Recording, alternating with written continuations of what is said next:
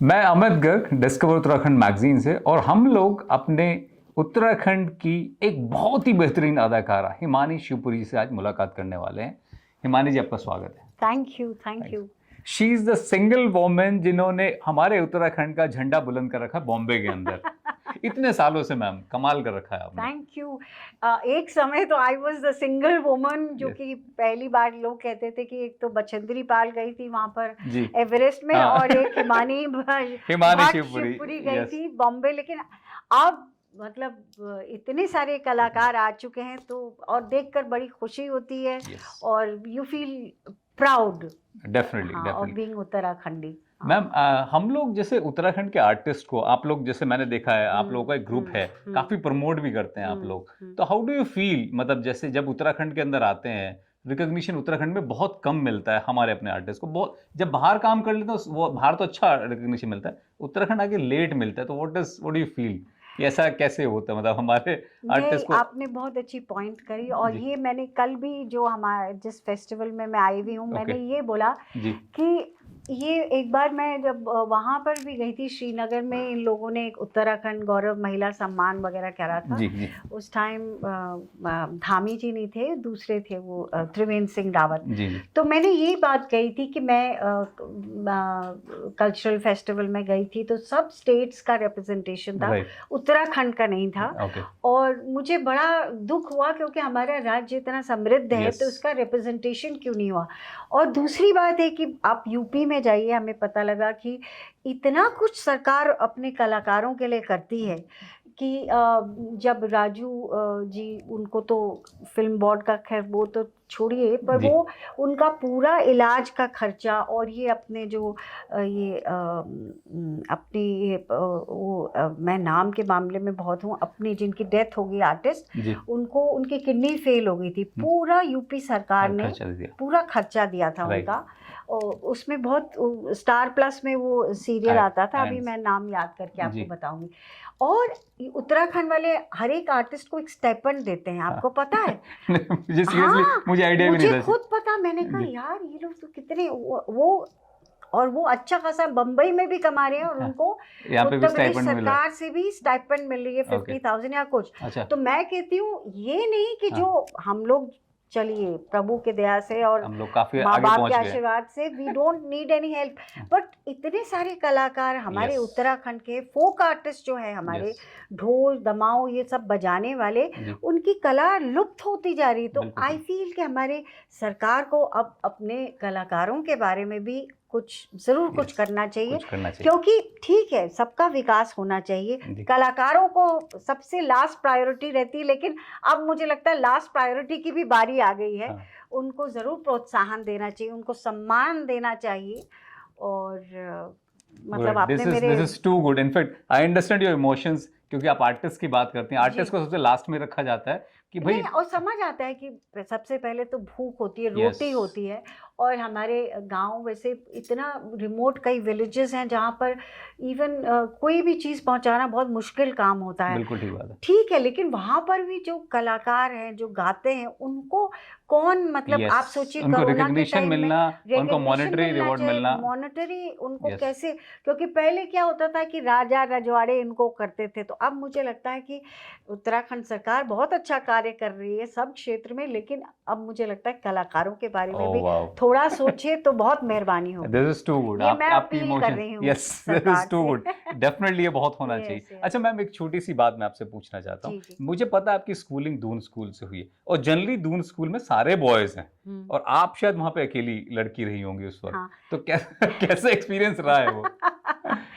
मतलब एक शब्द में नहीं बोला जा सकता, क्योंकि आप समझ सकते हैं, मैं अकेली नहीं, मेरी क्लास में एक और लड़की थी, और पूरे स्कूल में शायद 7-8 लड़कियां थी। तो ऑब्वियसली डिफरेंट बॉयज उस यंग एज में कैसे होते हैं, तो कुछ अच्छे एक्सपीरियंसेस भी हैं, कुछ बड़े डरावने से भी एक्सपीरियंसेस हैं कि मतलब मेरे क्लास में बॉयज, जैसे एक लड़का वो पसंद करते कैसे दिखाए।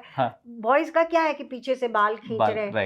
एक लड़के ने इतनी बड़ी कुछ कागज में लपेट कर एक बम्बल भी मेरे डेस्क में रख दी, और थोड़ी देर में मैं क्लास में लेक्चर सुनी, खसर पसर तो इतने में और मैं इतनी जोर की चीखी, मतलब this is their way to get attention, या इंक लगा दिया पीछे, तो इस तरह की। और ऐसी बहुत मतलब आप पूरी मस्ती करते थे मतलब वहाँ पे बॉयज का। और I think it prepared me for the, क्योंकि खासकर हमारी industry is totally a man's, और हमारी पूरी society is a male dominated society, तो how to stand in that society. But अब तो सोसाइटी में देख रहा हूँ मैं देखो काफी चेंज हो रही है। अब आप जैसी महिलाएं जो आगे आ रही हैं, इनफैक्ट अभी आपको नारी सम्मान मिला था, तो ये भी इनफैक्ट एक बहुत ही अच्छी इनिशिएटिव मेरे हिसाब से चल रहा है। एक माहौल पूरा चेंज हो रहा है। जी आप भी महिलाओं को काफी सपोर्ट करती हैं। बिल्कुल बिल्कुल बिल्कुल। और definitely this is too good. अच्छा मैम एक चीज और बताइए, आपने एनएसडी पहुंची आप दून स्कूल से, जनरली बच्चे पढ़ते हैं, स्टूडियस होते हैं, और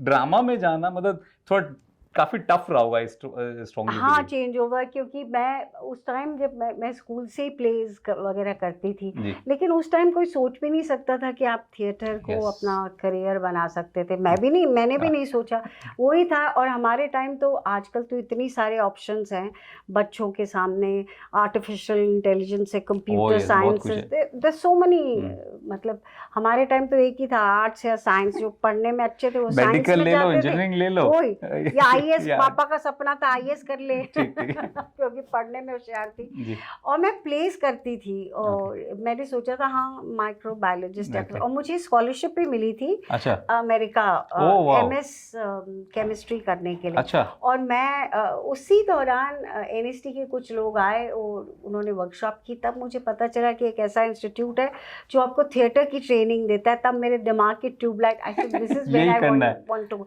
क्योंकि एमएससी ऑर्गेनिक जब कर रही थी तो 9 to 6 जो होता था वो बड़ा सीरियस लेक्चर्स और केमिस्ट्री लैब में जो समय होता था, और जो 2 घंटे में फिर बाद में एमेच्योर ग्रुप्स के साथ अव्यवसायिक रंगमंच जो करती थी, उसमें इतना मज़ा आता था।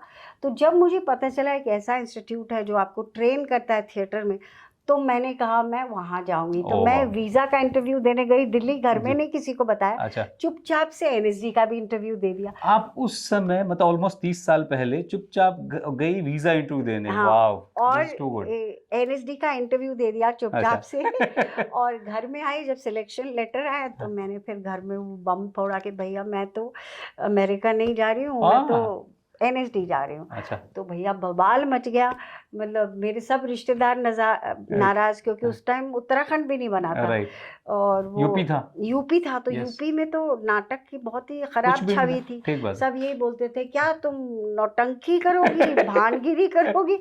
और पापा चूंकि वो अध्यापक थे और वो लेखक भी थे, मेरे पापा डॉक्टर हरिदत्त भट्ट शैलेश, तो फॉर्चुनेटली वो बड़े थोड़े से ब्रॉड माइंडेड थे। उन्होंने मुझे समझाने की कोशिश की कि बेटा तुम अमेरिका हो आओ, एंड इट्स शौक है तुम्हारा, तुम आने के बाद भी उसको कंटिन्यू कर सकती हो।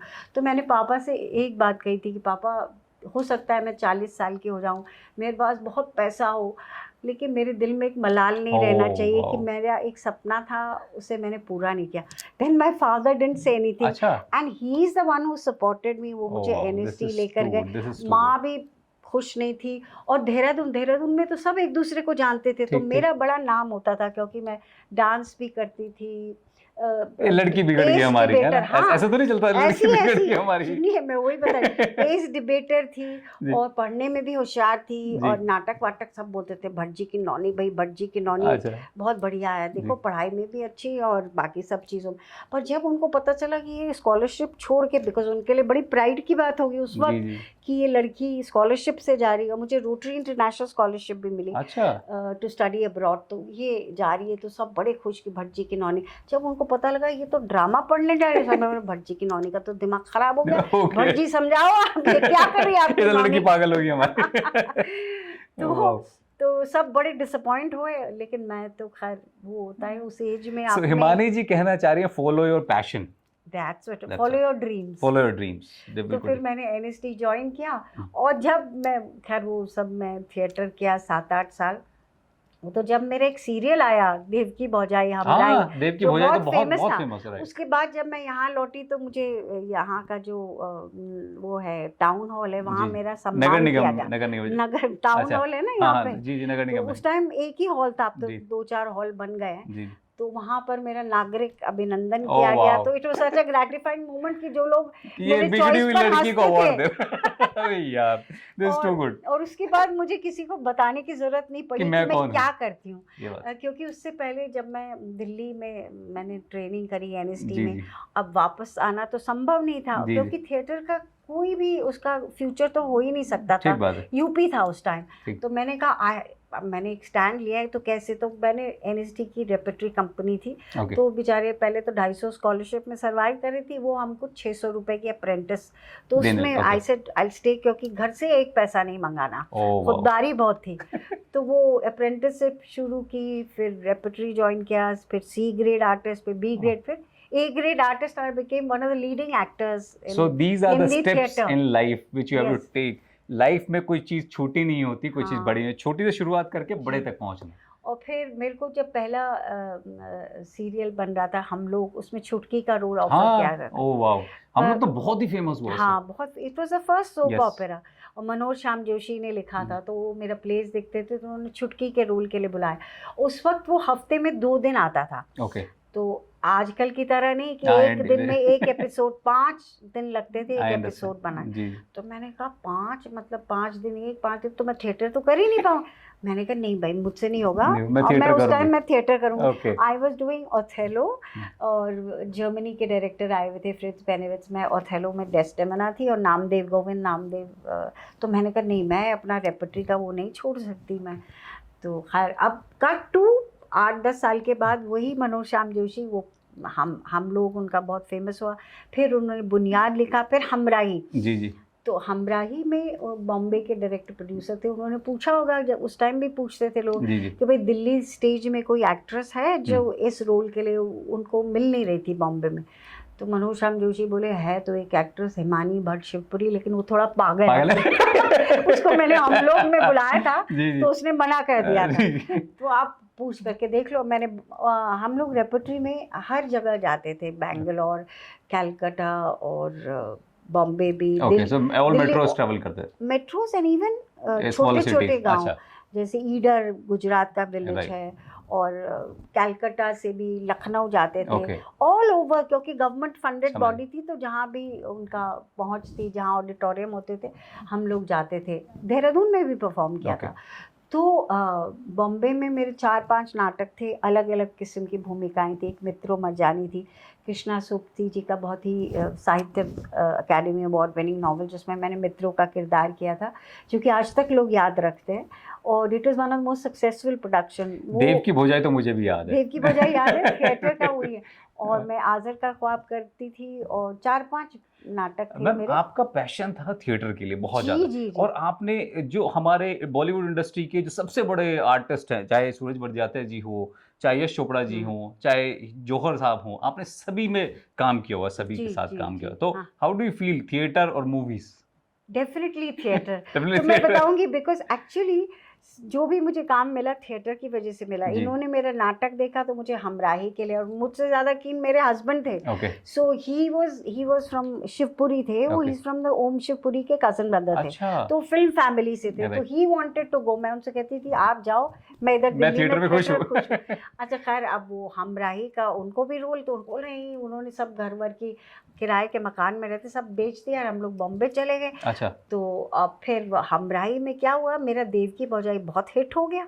तो फिर अगेन मतलब फिर वही बात हुई कि फिर मेरे को बताने की ज़रूरत नहीं पड़ी। अच्छा, सूरज जी ने मेरा आज़र का ख्वाब, एक उर्दू अडेप्टेशन ऑफ पिगमेलियन है, वो नाटक देखा था, क्योंकि मेरे हस्बैंड ने उनको इनवाइट किया था जब रेपर्टरी प्लेस कर रही थी। He had done their film Babul. अच्छा। तो वो आए थे देखने, तो वो हम आपके कौन की स्क्रिप्ट लिख चुके थे, तो उन्होंने he got so inspired by my Urdu diction, तो उन्होंने उसका कैरेक्टर लिखा चची जान का। उन्होंने तो मुझे बुलाया अपने ऑफिस में, तो राजश्री, सो आई वाज फेल्ट सेफ, क्योंकि मेरे हस्बैंड काम कर चुके थे और उनकी मैं जानती थी, प्रीमियर में गई थी, तो क्योंकि मेरे को फिल्म इंडस्ट्री में सच का कोई इंटरेस्ट नहीं था। Okay.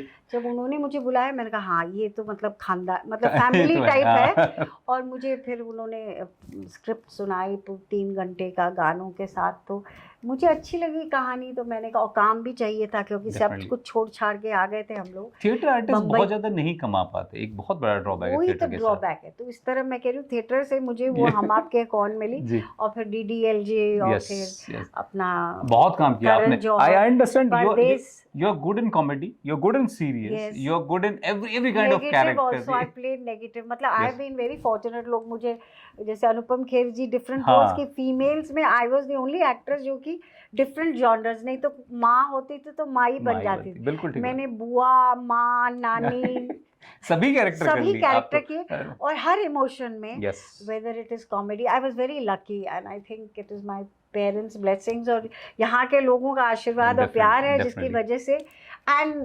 थैंकफुली क्योंकि हम लोग का जो करियर होता है वो शॉर्ट स्पैन के लिए, आपका करियर शॉर्ट स्पैन नहीं है फीमेल कैरेक्टर आर्टिस्ट का ना। I understand. तो I am very lucky that I am still getting work, I am still getting the love of the people, और जो लोगों का प्यार मिलता है उससे इतना अच्छा महसूस होता है कि मैं क्या बताऊं। मैम हमें उत्तराखंड वालों को जब हम आपको देखते हैं, we look at you as appreciation, हमें बहुत मोटिवेशन मिलता है आप लोगों को देख के। एक छोटा सा चीज है मैम, ये हिलांस का एक पहल है उत्तराखंड स्टेट गवर्नमेंट का, जो महिलाओं को बहुत सपोर्ट करते हैं।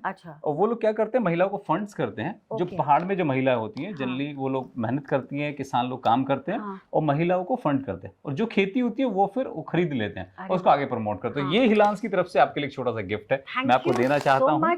और मैं उन औरतों को सलाम और उनकी जो मेहनत का ये जो मुझे मिला है, और मैं सरकार को बधाई देना चाहती हूँ कि आपने इतनी अच्छी स्कीम, क्योंकि मैं खुद जानती हूँ क्योंकि मेरा जो पैतृक गांव है भटवाड़ी में है, अब वहाँ आदमी तो कोई बचे नहीं है, सिर्फ औरतें हैं। मेरा भी जो भटवाड़ी गांव में चाचा पहले थे, अब उनकी डेथ होगी तो सिर्फ चाची बची है और उनकी बुआरी है। तो वही खेती संभालना मुश्किल है, बहुत मुश्किल है, बहुत मेहनत लगती है और महिलाएं पूरा काम करती हैं। तो मैं भी अपने विलेज के लिए कुछ करना चाहती हूँ। आई एम सो ग्लैड कि ये हिलांस का है and thank you very much. This is from Hilans. ये मुनस्यारी का राजमा, ये ब्लैक सब कुछ चीज है। I love it. और वैसे मैं जब भी देहरादून आती हूँ मेरे को मेन मकसद कुछ ये भी है, रिश्तेदारों से मिलना, यहाँ की हवा का मजा लेना, तरोताज़ा हो जाती हूँ। और ये ऑथेंटिक मंडवा, राजमा, उड़द, हींग, ये सब लेके जाती हूँ। ये सब मैम आप ही के लिए है। Thank you so much ma'am, आपसे बात करके बहुत अच्छा लगा हमें। थैंक यू सो मच, आपने हमें टाइम दिया। And I have seen your magazine, बहुत ग्रेट। मैं मैगजीन भी आपको दिखाता हूँ। इनफैक्ट ये हमारी मैगजीन है, ये अभी इनफैक्ट हमने राघव को कवर पे लिया था। अच्छा। ये हमारी मैगजीन। मैंने आपकी मैगजीन देखी, मुझे बहुत अच्छी लगी। मैंने भरत जी के घर में देखी थी, तो आई वाज वेरी इम्प्रेस्ड। और जब आपने इंटरव्यू के लिए कहा तो thank you very much. Thank you so much ma'am, हमें बहुत अच्छा लगा, हमें आपसे मिलके बहुत अच्छा लगा। You are very very very warm personality Himani Shivpuri ji. Thank you so much.